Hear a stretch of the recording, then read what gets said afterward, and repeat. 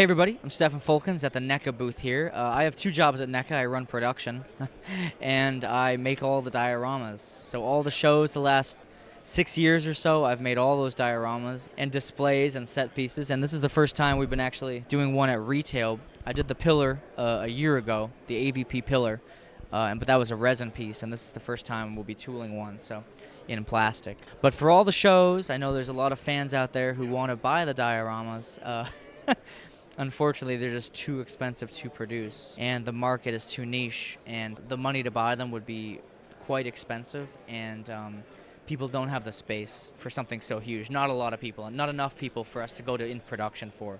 You know, everybody can buy a little 7-inch figure and put it, on their shelf or on their desk or whatever, but a diorama 1 foot, 2 foot, 3 foot really takes up a lot of space. So we were able to do this diorama because of the levels and the amount of usability.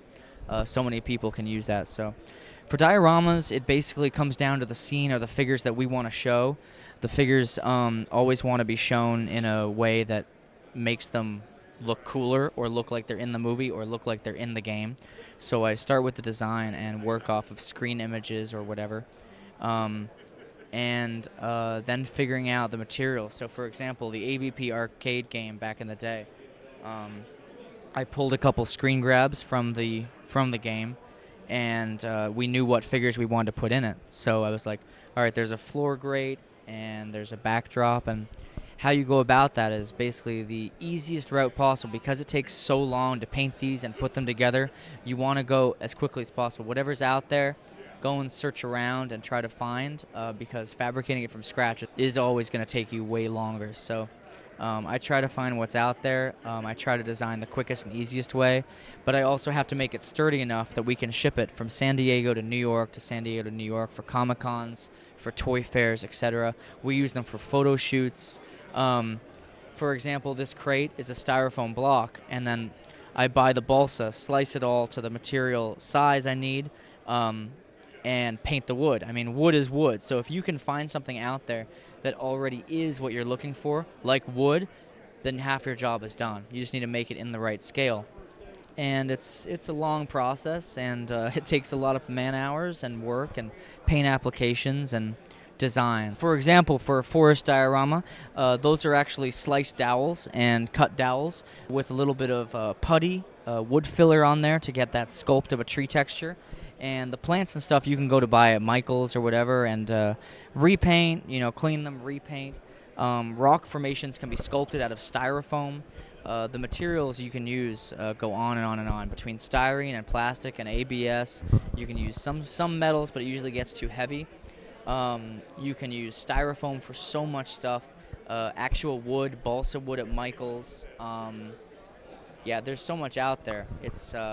But again, it takes many hours. This one is a wood base. I make them all out of wood bases, so they're nice and sturdy.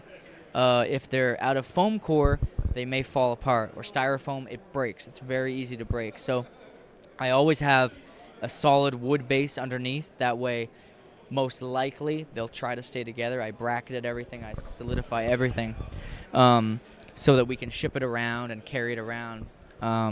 Because if we didn't, they would just be destroyed in the end, So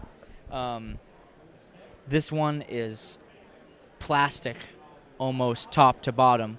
Styrene sheets were used to cover everything. Design material was used, a little bit of metal at the back. A full styrene base. Almost all plastic was used to make that. Yeah, and I repainted some of our own alien eggs and added some glue and Sculpey to create the tentacles for the base. So, yeah, and then spray paint and the paint application once it's finally built is crazy too, because it takes up a lot of time. So, thanks for supporting them, and I hope you enjoy them, and I hope it inspires you to build your own. So, I hope that you, I hope that you buy that one. Anyway, thanks so much, everybody.